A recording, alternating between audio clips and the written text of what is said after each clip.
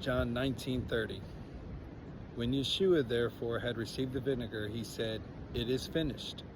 And he bowed his head and gave up the ghost. What was finished? What was finished after he gave up the ghost and took his last breath? Well, go to Deuteronomy 31:24, and you can see there it's prophecy. Because it says, "And when it came to pass, Moses had made an end of writing the words of this law in a book until they were finished."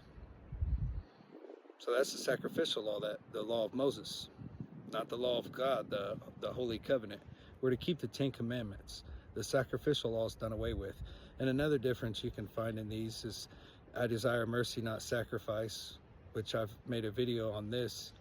And also in Deuteronomy 10, you can see the 10 Commandments, they go inside of the ark.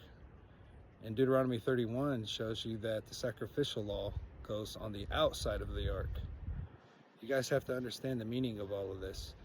But if you want to learn more about different things in the Bible that you're not hearing anywhere else, you go to straightasthegate.net.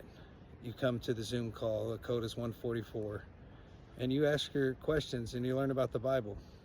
All 100% KJV. Oh, then you got your Dead Sea Scrolls and your Strong's Concordance.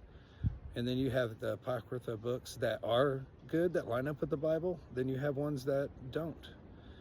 You have to know the difference between all of this. If you're out there soul searching, you need a little bit of a guidance for somebody that's already done all of this. You go talk to some of these elders here that's been doing these for years and years and years and years.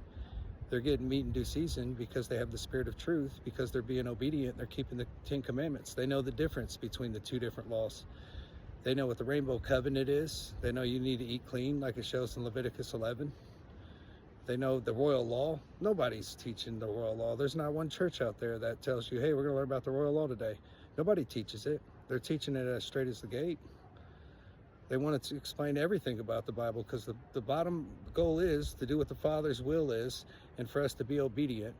And we're supposed to study like a Berean, prove all things. So if you're interested in doing that, suggest, well, you know where to go.